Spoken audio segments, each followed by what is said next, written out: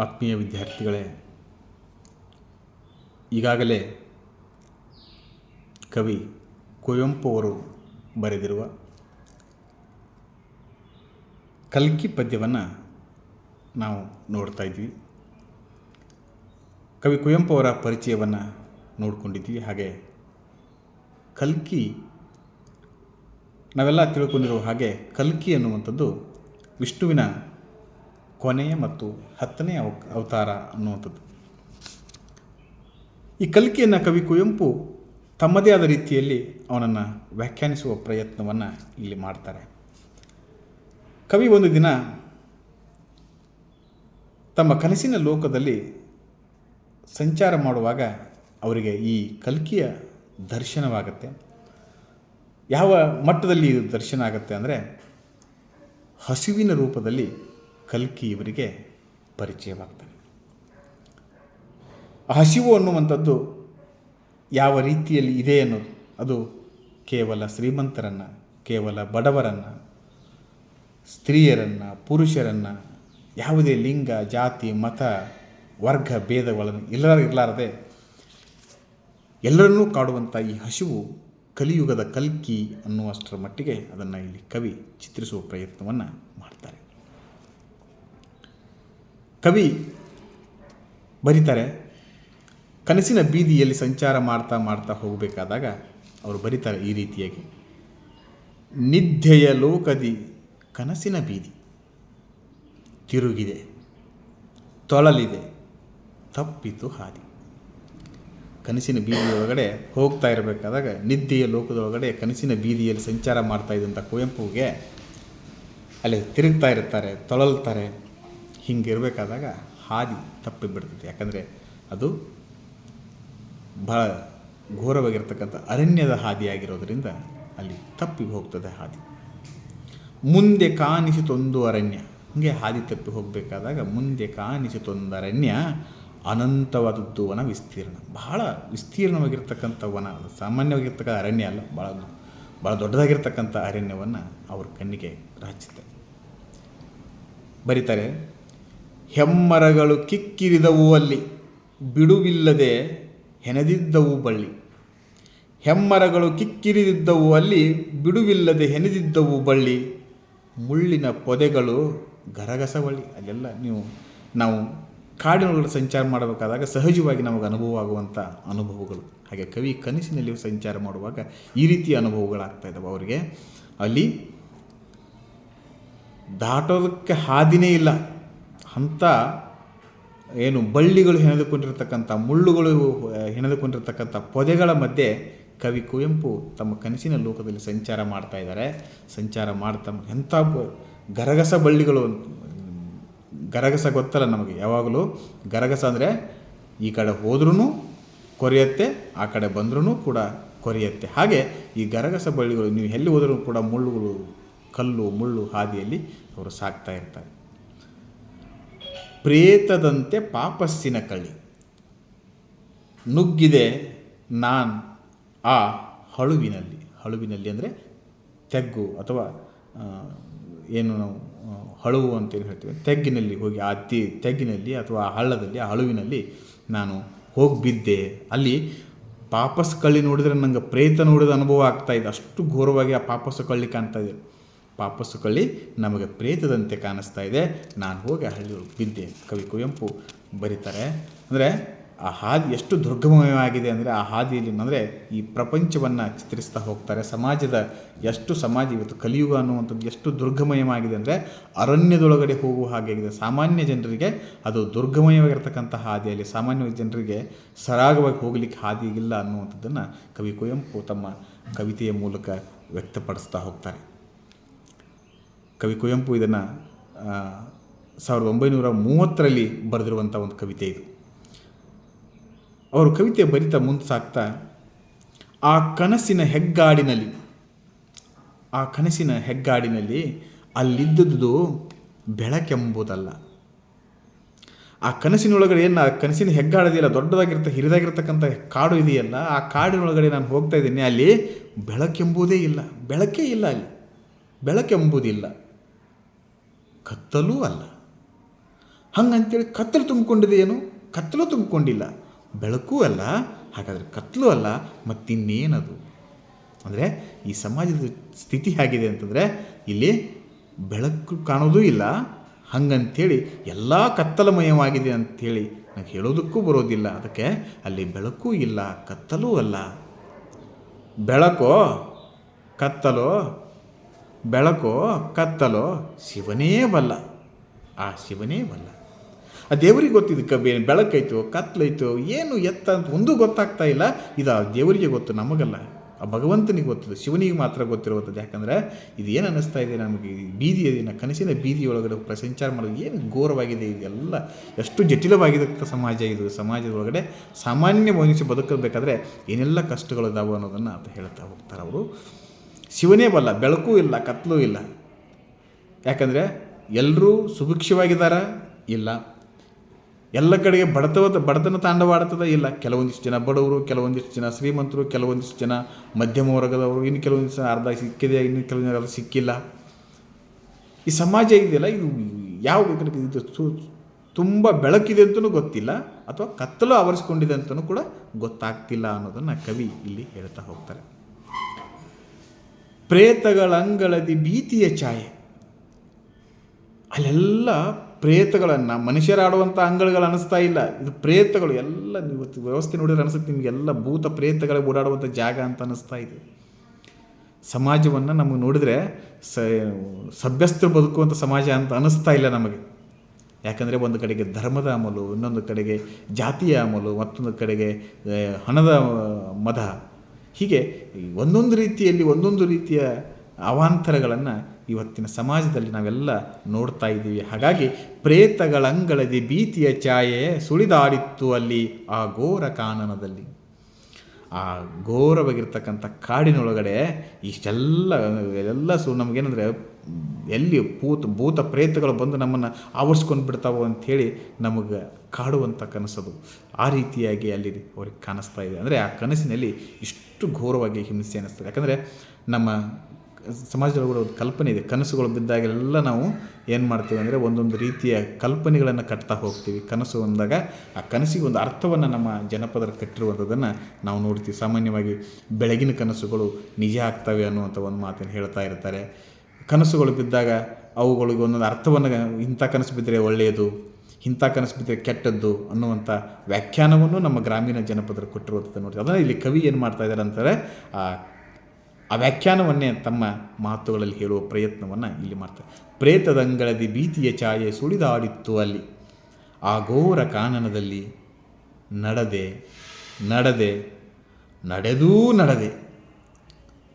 ಆ ಘೋರ ಅರಣ್ಯದೊಳಗೆ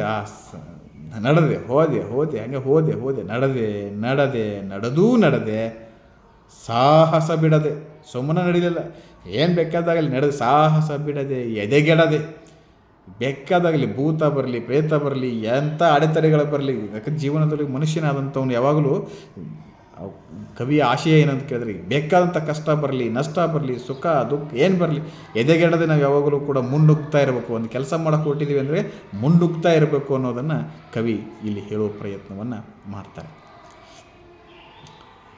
ಎದೆಗೆಡದೆ, ಸುತ್ತಲೂ ಮೌನ, ಸ್ಮಶಾನ ಮೌನ. ಬರೀ ಮೌನ ಅಲ್ಲ, ಸ್ಮಶಾನ. ನೋಡ್ರಿ, ಸುಡುಗಾಡು ಒಳಗಡೆ ಹೋಗಿ ನಾವು ನೋಡಿದ್ರೆ ಅಲ್ಲಿ ನಮಗೆ ಏನೂ ಕಾಣೋದಿಲ್ಲ, ಎಲ್ಲವೂ ಕೂಡ ಏನು ಸೌಂಡ್ ಕೇಳೋದಿಲ್ಲ. ನಮಗೆ ಕೇಳೋದು ಬರೀ ಏನು ಗೂಗೆ ಸೌಂಡು, ಯಾವುದೋ ಪಕ್ಷಿ ಸೌಂಡು, ಯಾವುದೋ ಹಲ್ಲಿ ಸೌಂಡು, ಯಾವುದೋ ಗುಬ್ಬಿ ಸೌಂಡು, ಯಾವುದೋ ಒಂದು ಹುಳ ಓಡಾಡಿದ ಸೌಂಡು. ಇಷ್ಟು ಬಿಟ್ಟರೆ ನಮಗಲ್ಲಿ ಇನ್ನೇನೂ ಕೇಳಿಸೋದಿಲ್ಲ. ಯಾವ ಸಂಗೀತ ಕೇಳೋದಿಲ್ಲ, ಹಾಡು ಕೇಳೋದಿಲ್ಲ, ಒಳ್ಳೆಯ ಮಾತುಗಳಿಲ್ಲ, ನಗುವಿಲ್ಲ, ಏನೂ ಕೇಳೋದಿಲ್ಲ. ಅದು ಸ್ಮಶಾನ ಮೌನ. ಅಲ್ಲಿ ಒಂದು ಭಯಂಕರವಾದಂಥ ವಾತಾವರಣವನ್ನು ಸೃಷ್ಟಿ ಮಾಡಿರ್ತಕ್ಕಂಥ ಅದಕ್ಕೆ ನಾವು ಸ್ಮಶಾನ ಅಂತ ಹೇಳ್ತೀವಿ.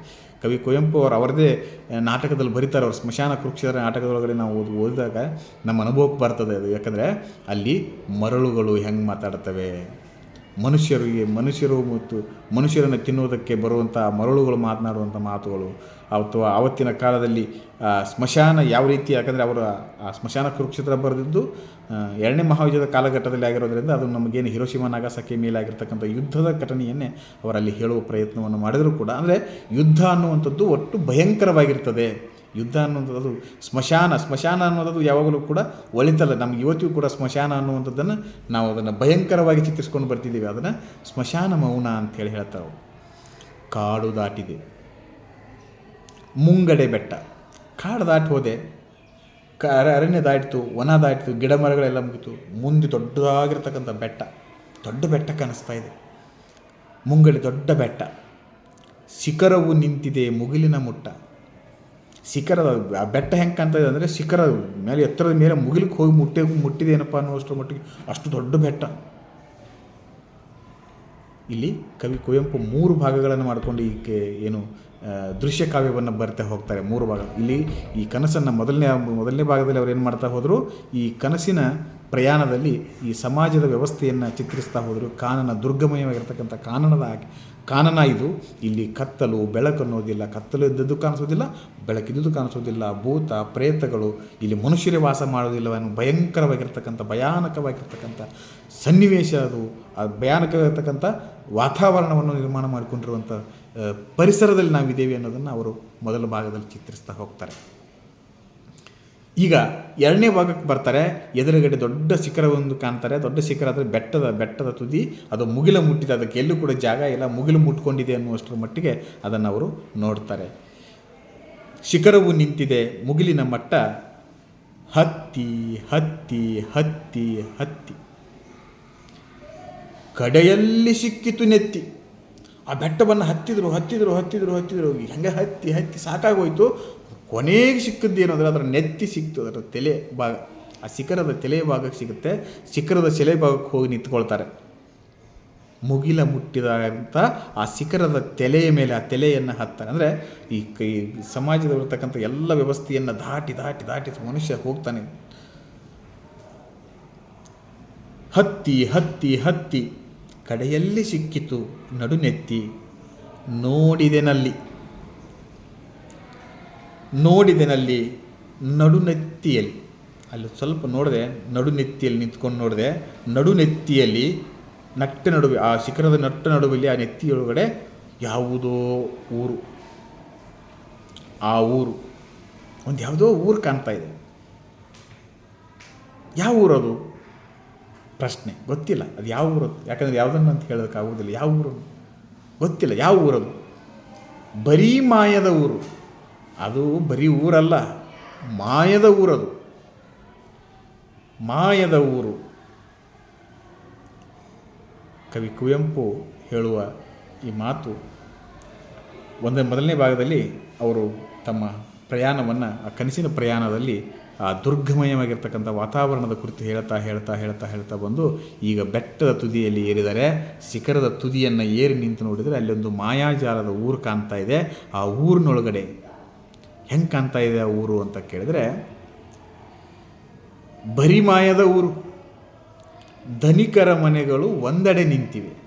ಇಲ್ಲಿ ಶ್ರೀಮಂತರು ಮತ್ತು ಬಡವರನ್ನು ಕವಿ ಚಿತ್ರಿಸುವ ಪ್ರಯತ್ನವನ್ನು ಮಾಡ್ತಾರೆ. ಆ ಊರಿನೊಳಗಡೆ ಹೆಂಗಿದೆ ಅಂದರೆ, ಒಂದೆಡೆ ಧನಿಕರ ಮನೆಗಳು ಒಂದೆಡೆ ನಿಂತಿವೆ, ಬಡವರ ಗುಡಿಸಲು ಒಂದೆಡೆ ನಿಂತಿವೆ. ಒಂದು ಕಡೆಗೆ ಶ್ರೀಮಂತರ ಮನೆಗಳು, ಅರಮನೆಗಳು ನಿಂತ್ಕೊಂಡಿದ್ದಾವೆ, ಇನ್ನೊಂದು ಕಡೆಯಲ್ಲಿ ಬಡವರ ಗುಡಿಸಲುಗಳು ನಿಂತುಕೊಂಡಿದ್ದಾವೆ. ಜ್ಯೋತಿಯ ಮನೆ ದೀಪಗಳಲ್ಲಿ ಕತ್ತಲು ಕಗ್ಗತ್ತಲು ಇಲ್ಲಿ. 2 ಚಿತ್ರವನ್ನು ಕೊಡ್ತಾ ಹೋಗ್ತಾರೆ. ಅಂದರೆ ಒಂದು ಕಡೆಗೆ ಅರಮನೆಯಲ್ಲಿ ಪ್ರಜ್ವಲಿಸುವಂಥ ಜ್ಯೋತಿಗಳು, ಜಗಮಗಿಸುವಂಥ ಜ್ಯೋತಿಗಳು, ದೀಪದ ಬೆಳಕುಗಳು ನಮಗೆ ಕಾಣಿಸ್ತಾ ಇದ್ದರೆ, ಇನ್ನೊಂದು ಕಡೆಯಲ್ಲಿ ಗವಿಕತ್ತಲು ಆವರಿಸಿರ್ತಕ್ಕಂಥ ಗುಡಿಸಲುಗಳು ಕೂಡ ನಮಗೆ ಅಲ್ಲಿ ಕಾಣಿಸ್ತದೆ.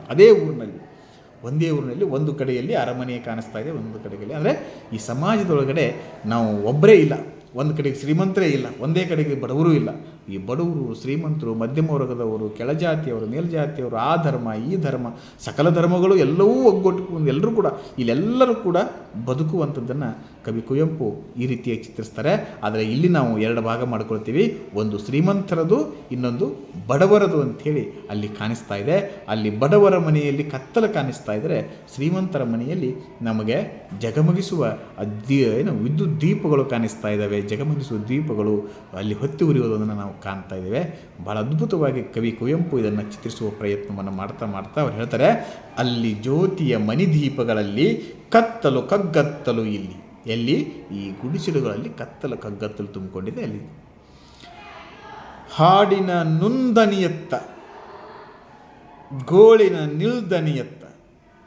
ಈ ಕಡೆಗೆ ಸುಗಮವಾಗಿ ಒಂದು ಒಳ್ಳೆ ಸಂಗೀತದ ಹಾಡು ಕೇಳ್ತಾ ಇದೆ, ಈ ಕಡೆಗೆ ಗೋಳು, ಬರೀ ಗೋಳಾಟದ ಧ್ವನಿ ಕೇಳ್ತಾ ಇದೆ.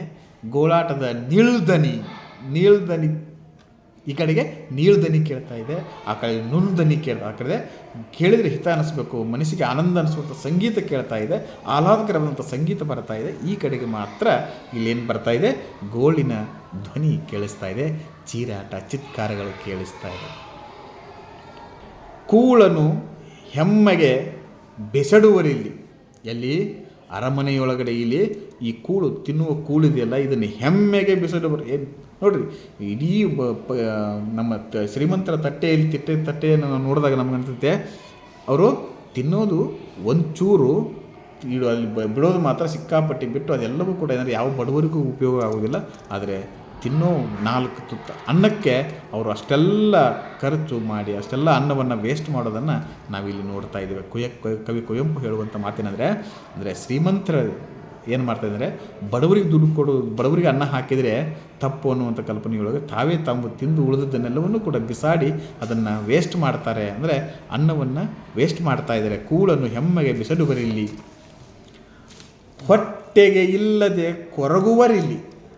ನೋಡ್ರಿ, ಒಂದು ಕಡೆಗೆ ಅವರು ತಿನ್ನೋಕ್ಕಾಗಲಾರ್ದಕ್ಕೆ ಅದನ್ನು ಒಗ್ಯಾಕತ್ತಾರ, ಇನ್ನೊಂದು ಕಡೆಗೆ ಇಲ್ಲಿ ಏನು ಮಾಡಕತ್ತಾರ ಅಂದರೆ ತಿನ್ನೋದು ಕೂಳ ಇಲ್ಲ, ಹೊಟ್ಟೆಗೆ ಹಿಟ್ಟಿಲ್ಲ ಅಂಥೇಳಿ ಇವು ಹೊಯ್ಕೊ ಮಾಡ್ತಿದ್ದಾರೆ. ಒಂದು ಕಡೆಗೆ ಬಡತನದ ಸ್ಥಿತಿಯನ್ನು ಅಲ್ಲಿ ಅದೇ ಊರಿನೊಳಗಡೆ ಕವಿ ಕುವೆಂಪು ಅವ್ರಿಗೆ ಕಾಣಿಸ್ತಾ ಇದೆ.